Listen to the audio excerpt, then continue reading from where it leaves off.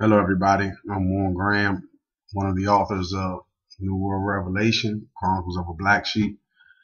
This is a book about life, growing up, maturing, making decisions, rebounding from decisions, and all other types of life catastrophes, motivations, and achievements, actually. Um, this book is a big deal for me because I've been wanting to write it for some time. However, it's been only about the last couple months that I've been really working on it.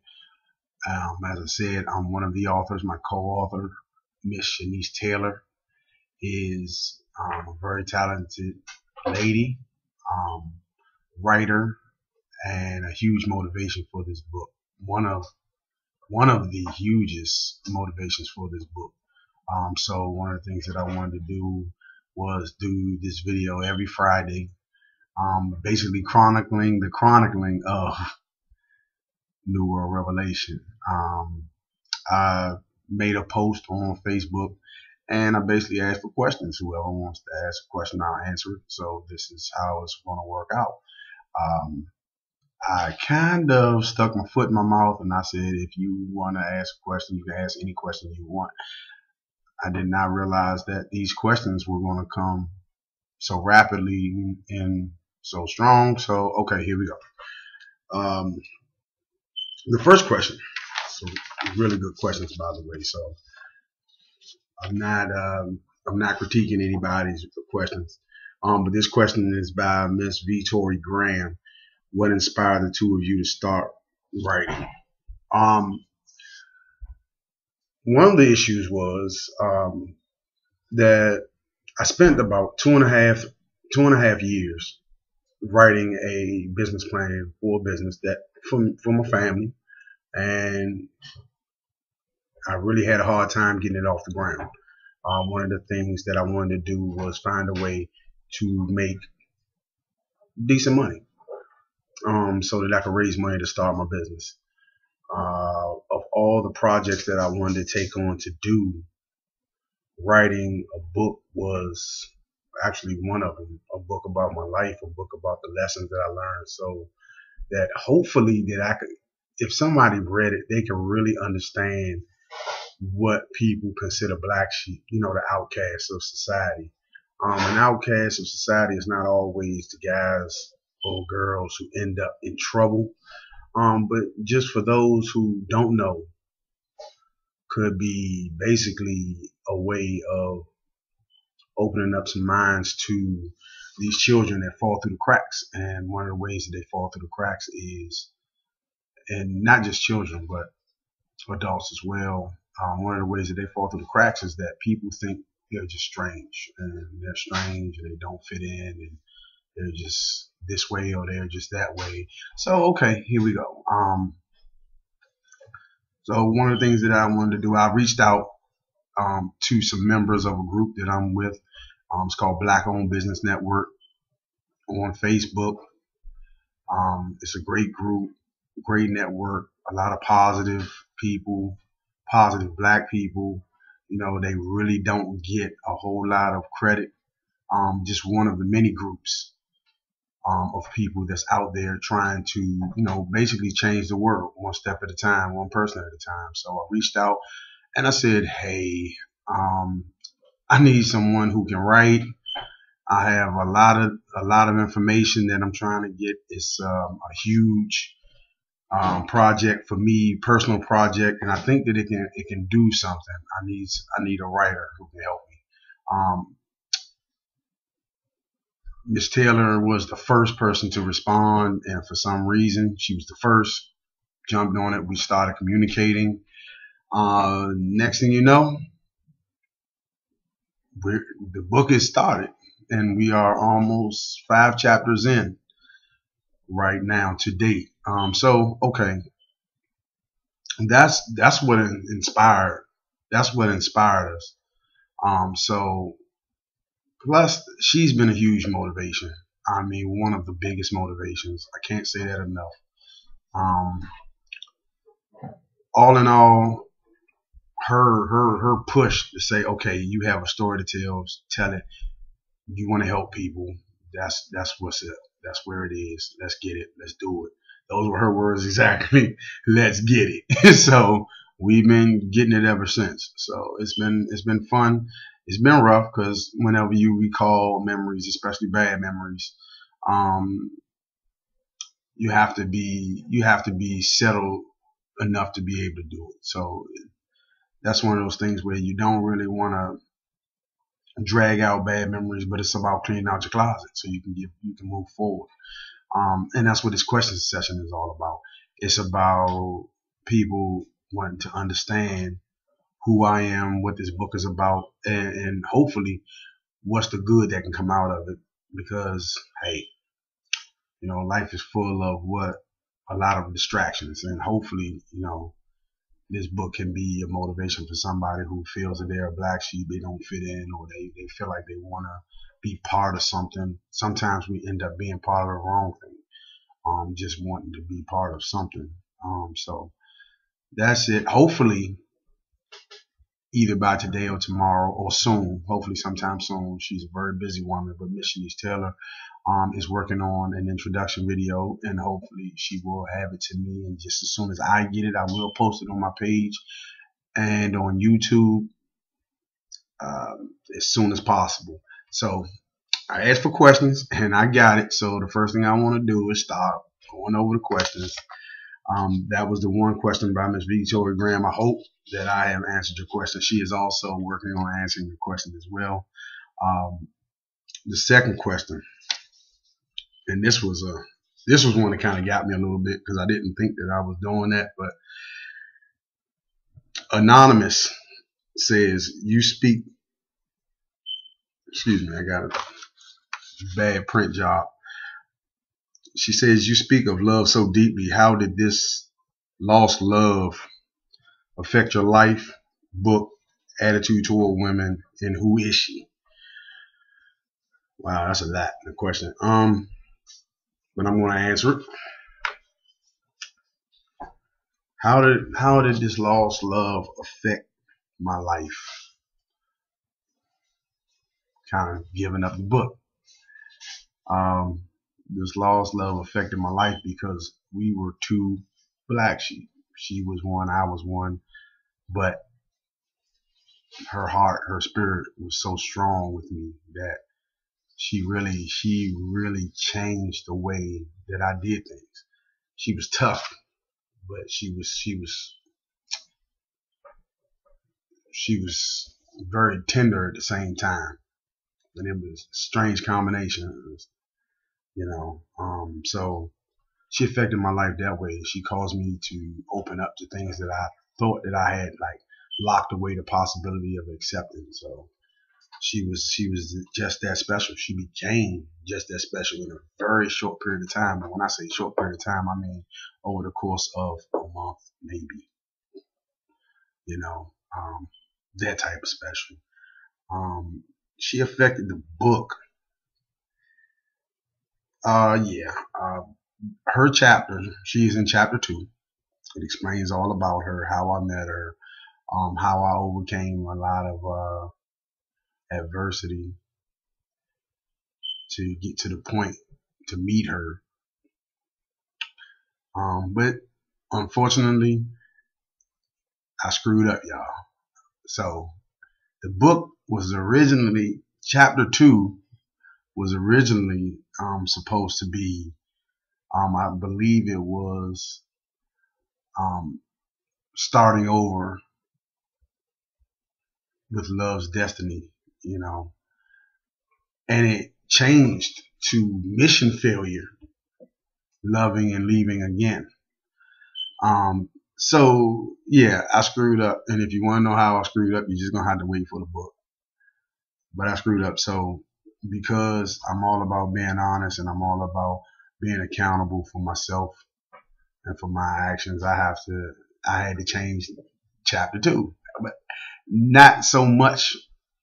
Everything is still pretty much intact the way it was, with the exception of me accounting for my screw up, since it happened before I actually wrote the book, wrote chapter 2. And so if you want to find out again what I did, you have to look at the book. You have to go get the book and read it.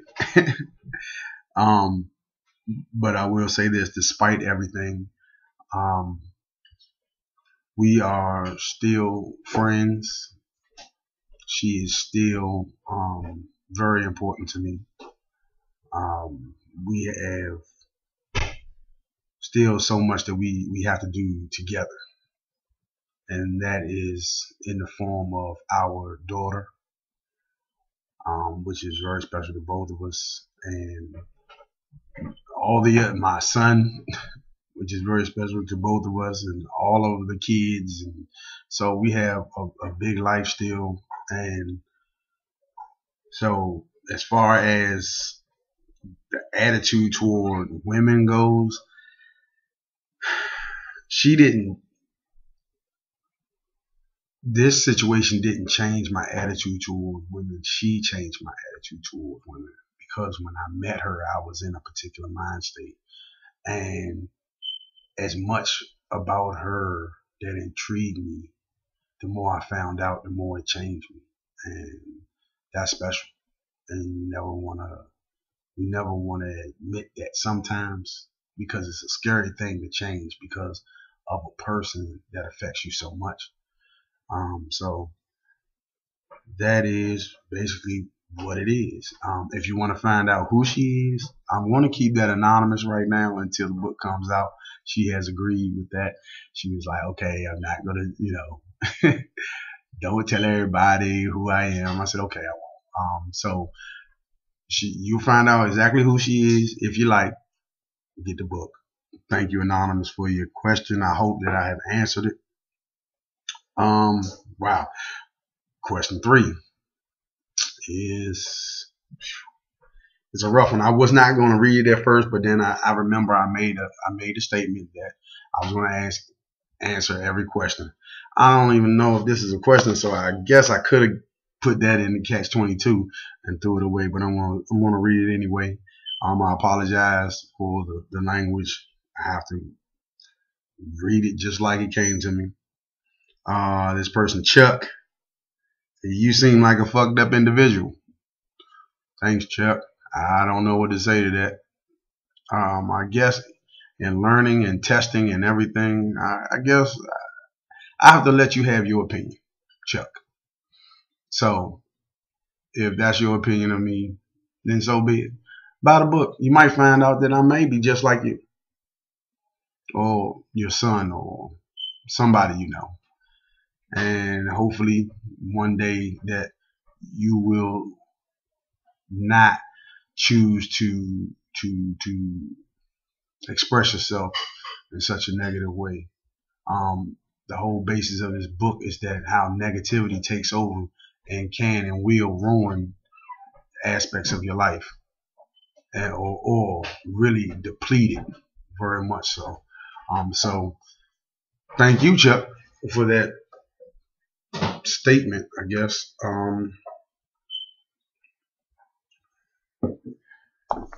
Another anonymous. And I have to say before I read this question, a lot of people are people that didn't even like the page. So hopefully they're still checking in to see if I answered their question like I said I would. So, but I will.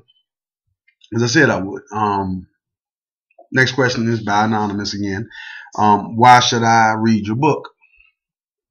There are two reasons that somebody might read this book. One reason is that some people might buy the book because of education. They want to know what goes on in the mind of a person like me. And there's many people like me. We're all different. However, there are certain characteristics in people that allows for us to be similar. And sometimes you can address people in a certain way that allows them to feel that, okay, this just might work for me. So if you want to find out if it's an educational thing, if you're looking for understanding that people do mess up in life, and it doesn't make them bad people. And I've messed up quite a few times in my life. Does that make me a bad person? you probably would have just as many people who know me. You probably got half that might say yes, and you might have half that might say no, that he is or is not a bad person. You may have 3/4 of America that says that I deserve to be in a screwed up situation because I didn't do what the mainstream did. I didn't I didn't push myself. You know, some people may have all kinds of reasons why um, a person that has been in trouble, out of trouble, ups and downs, rocky relationships. You know, ultimately, my decisions are there because I made them. So I'm not here to make excuses for my actions. That's long since been out of my character. But the next reason that you might want to read my book is because it might be entertaining to you. I don't know your personal preferences. So if you like to be entertained by reality drama, you might be a reality show nut. And if that's what you like, then so be it. If you buy the book, I don't really I would like to have something positive come out of it, but if it doesn't and you buy the book, I'm just going to thank you because the positivity is that I'm working towards my goal. Um, the number one reason why you should read my book is because it's going to help my children who are innocent and who never hurt anybody, who never um, they're not at the crossroads yet to go down the wrong road. You know, I want to try to concrete something in the near future. So I'm putting myself on standby. And because all the trouble that I've been in, I've never truly stepped out and said my piece about it. There's someone that sent me a question and apparently they Googled me or they know me. I don't know. They're anonymous too. Um, they so they did some homework on me, I think. So I'm going to answer their question as well. But I've never been able to. I got in trouble before, and everybody did news interviews and talk show interviews, and they never they reached out to talk to me, but at the time, I've never done an interview. So this is my own on my standards. I'm going to talk about a lot of stuff about that, and I'm doing it on my own terms. So that's another reason why I'm doing this book, and why you might want to read it. But thank you for the question. The next question is by Carrie. How will I know if I'm a black sheep? Well, if you go by the definition, it's basically as simple as a person that does not fit into a group or family member that does not fit in, is isolated from a family. If you feel that way, if you feel that you don't fit in, you may be, by definition, a black sheep, and that's fine. You are your own person. You have to understand though that even if you are, excuse my language, I'm tired, but even if you are a black sheep, it doesn't make you a bad person, and you don't have to do bad things. So understand that if you are a black sheep, that is a special deal because you are in a unique position that you can actually do whatever it is you want to do. I believe that. You can actually take your talents, and you probably have a lot. Everybody is born with everyone is born with talents, and you have to use them. If you don't use them, your life will really much not mean anything, and then you basically color your own wool. So if that's what you want to be, if whatever it is that you want to do, then you do that because your position of being a black sheep may sometimes feel lonely, but you work on who you are, and when you work on who you are, you can get to where you want to be. So that's my take on being a black sheep, and if you are a black sheep. If you are a black sheep, then you're probably sensitive to your surroundings, your environment, even what people may say. I'm not one of the people who say, don't worry about what people say. You do whatever it is to make you happy. No, I'm not going to say that, because that's still a little judgmental on your part, because I can't tell you not to be sensitive. That's a special quality in a person. So, Carrie, if you are a black sheep, if you feel that you are a black sheep, you continue to be special in your own way. You have a support group, I'm sure. If you don't have a support group, come back, like the group, like the page, and we'll be your support group, because it's a cool thing. It's a cool thing to have a support group. Thank you for your question, and if I can help you in any more, please feel free to write me, inbox me. I'm going to put my contact information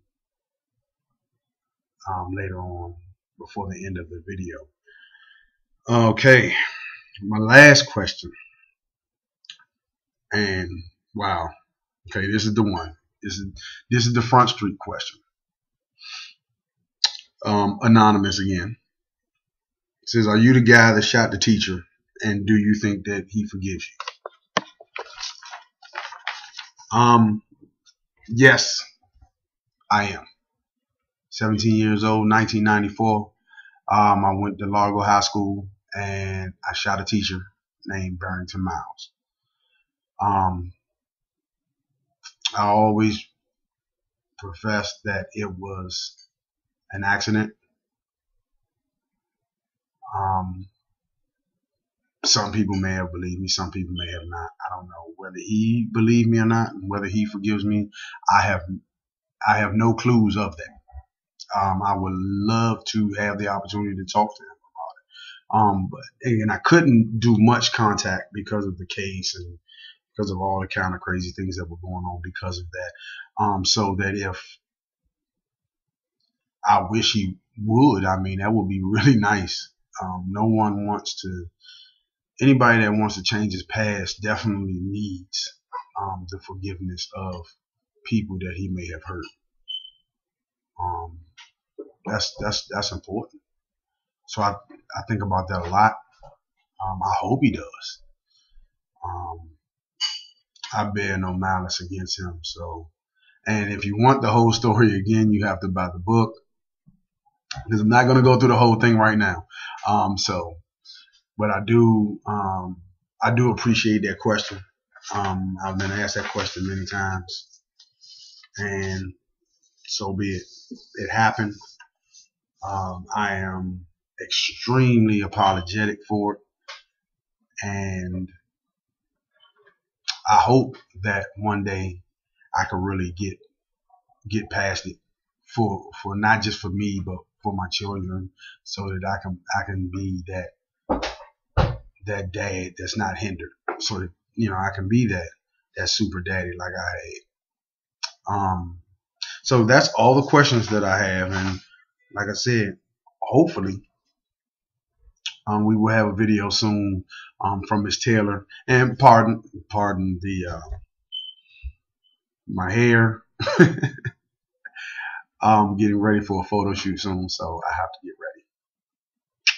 Yeah, it's really nice. I got a lot of talented, autistic black sheep in my network that are just so extremely crazy, and I'm letting my graphic designer and my photographer have their way with me, and I don't even know if I'm comfortable with that right now, but they have their own vision. So I'm gonna let them do what they do. If you don't know, so this is why I look like this. But I probably looked like this not too long ago, because hey, times are a little tough. But it doesn't matter. We're here for a reason. We're here for things to do. So we're going to do them despite. Now, if anyone has any more questions and you would like to ask me anything, and I do mean anything, I answer all questions, as you can see. As tough as they may be, I may be a little slow with it, because you might take me back a little bit. I had to look at these questions for a while, but I figured if I don't answer the questions, If I don't answer the questions, then I'm not being genuine. And it's too much faking going on as it is. Oh yeah.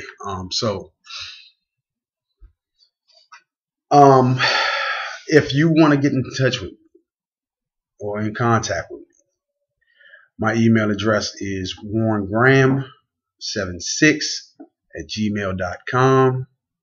You can follow me on Twitter at New World Rebel.